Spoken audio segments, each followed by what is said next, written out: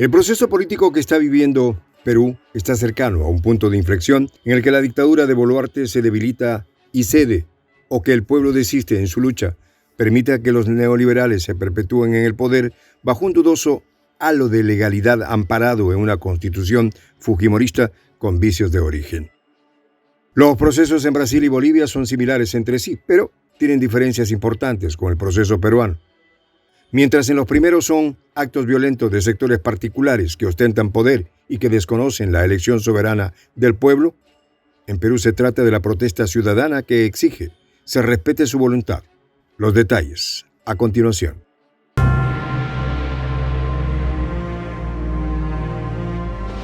Voz de la Patria Grande. Dina Boluarte, a un mes de estar en funciones de presidenta, quiso en un mensaje compartido en su cuenta personal de Twitter darse un baño de democracia y rechazó el uso de la violencia y el intento del asalto del Congreso y la presidencia en Brasil. Boluarte también expresó su solidaridad en esa misma red social con el mandatario brasileño Luis Inácio Lula da Silva y el pueblo brasileño ante esta embestida intolerante de quienes buscan imponer su visión política sin respetar la ley y las instituciones democráticas.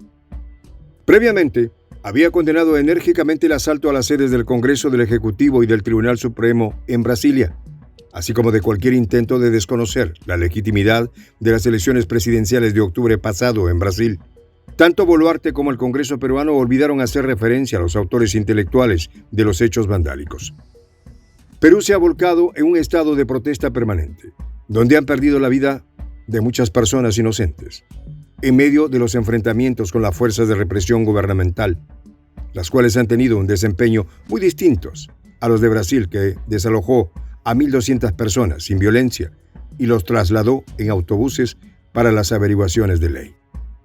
Boluarte ha pretendido sin éxito correlacionar la protesta en Brasil y las que se vienen dando en Perú, hechos que son totalmente dispares. Pues en Brasil los actos son planificados por un grupo político plenamente identificado y sus promotores también, mientras que en Perú el pueblo, ya no de manera espontánea, reclama sus derechos. Otra característica que diferencia notablemente ambos sucesos es que en Brasil los actos vandálicos tienen como objetivo dañar y las fuerzas del orden público restaurar la paz, mientras que en Perú la protesta es pacífica y la violencia la ejercen los cuerpos de seguridad, pues la quieren degradar para atacar mediáticamente. Similar situación se vivió en Bolivia. En Brasil y Bolivia el origen del conflicto es el desconocimiento de un resultado electoral y con la consecuente búsqueda de la desestabilización y golpe de Estado. Mientras que en el Perú el pueblo protesta porque se respeten los resultados electorales y la legitimidad de Pedro Castillo, además de la reforma constitucional, renuncia del Congreso y de la interina Boluarte. Glatzer Tuesta, periodista y director del Instituto de Defensa Legal IDL, señala que hay una coalición antiderechos que está ejerciendo el poder casi en todas sus expresiones institucionales. No solo el Congreso de la República y el Tribunal Constitucional y otras instituciones, sino también ahora en el Poder Ejecutivo. Esto para afectar las protestas sociales. En Perú, se mantiene la huelga general indefinida que se originó hace un mes por la destitución del presidente Pedro Castillo, el cual había intentado disolver el Congreso antes de su posible vacancia. Estas protestas han sido reprimidas brutalmente y, al igual que en Bolivia, ha ocasionado pérdidas humanas. Por este motivo, la Fiscalía General de Perú ha abierto una investigación en contra de Dina Boluarte y de su círculo de poder más cercano. El primer ministro Alberto Otárola, quien lo precedió fugazmente en el cargo, Pedro Angulo, el exministro del Interior César Cervantes y el ministro de Justicia y Derechos Humanos José Tello. En el caso de Brasil, demostradas sus complicidades, las destituciones más destacadas que se han llevado a cabo hasta ahora son las del gobernador de Brasilia, Ibanez Rocha, y el secretario de Seguridad del Distrito Federal Anderson Torres, ambos aliados del exmandatario y acusados de convivencia con los atacantes. Por su parte, en Bolivia, el gobernador del departamento de Santa Cruz, Luis Fernando Camacho, fue acusado por delitos de terrorismo, sedición y conspiración en la causa judicial denominada Golpe de Estado 1. Por desobedecer las citaciones a declarar, fue preso y desde la cárcel Camacho instó a sus seguidores de Creemos que hagan todos los esfuerzos para unificar sus posiciones. Aunque en los 3 casos mencionados hay protestas del pueblo, en el caso de Brasil estamos hablando de un grupo político que desconoce un resultado electoral ya reconocido por las instituciones. Pero un funcionario público, gobernador de Brasilia, promueve la protesta y organiza un acto vandálico de corte mediático, bajo un esquema similar a lo ocurrido hace un año en Washington y las llamadas guarimbas que aplicaron en Venezuela para tumbar a Maduro. Similar condición ocurre en Bolivia, donde un gobernador utiliza su rango y recursos para desestabilizar a la presidencia. Ambos casos productos del desconocimiento de la voluntad popular.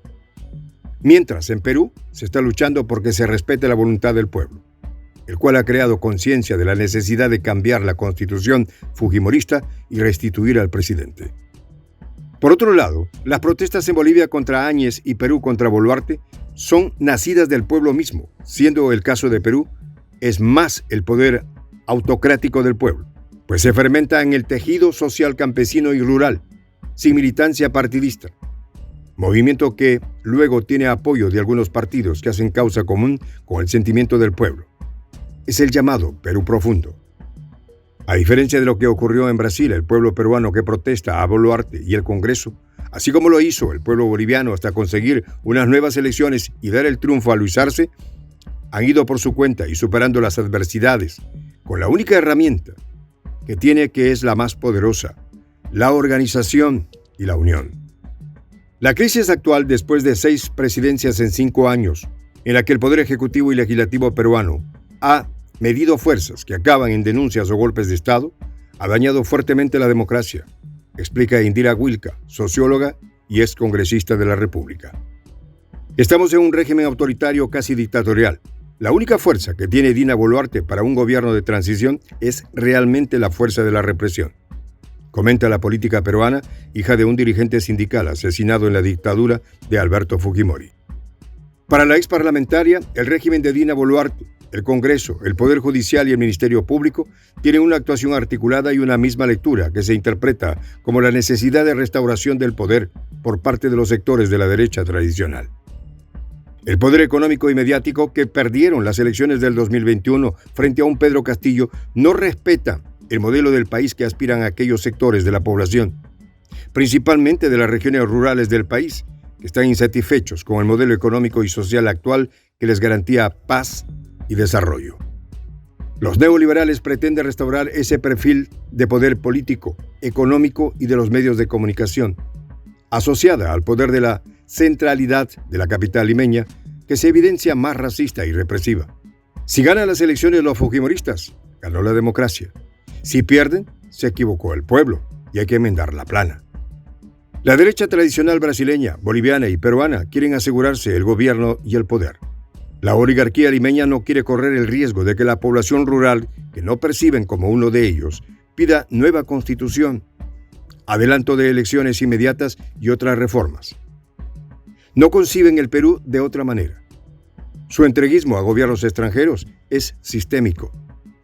Una de las estrategias que aplican las derechas neoliberales y en particular el neofujimorismo es la deslegitimación, intentando vincular al pueblo y sus dirigentes con acciones violentas y deslizar lo que se viene convirtiendo en una narrativa recurrente desde el Poder Ejecutivo: el terruqueo. Por esta razón, Boluarte se manifestó en contra de los hechos ocurridos en Brasilia. El pueblo peruano necesita una pronta actuación de la UNASUR y de la CELAC para evitar que sea la OEA la que pretenda erigirse como el árbitro internacional que facilite la normalización de la vida republicana en Perú, basada en el respeto a la soberanía de su pueblo. Perú no está solo, la patria grande le cuida y acompaña. Soy el J, Juan José del Castillo, director del canal Prensa Alternativa. Si quieres ser parte de la comunidad de la Patria Grande, suscríbete a nuestro canal. Si es que quieres que te lleguen las notificaciones cada vez que subimos un video, activa la campanita. Si quieres apoyar a nuestro canal económicamente, puedes hacerlo a través de PayPal. El enlace está en la descripción del video. A nombre del equipo de Prensa Alternativa, me despido con esta expresión en el quechua milenario: Tupananchis Kama. cuya traducción es hasta volvernos a encontrar.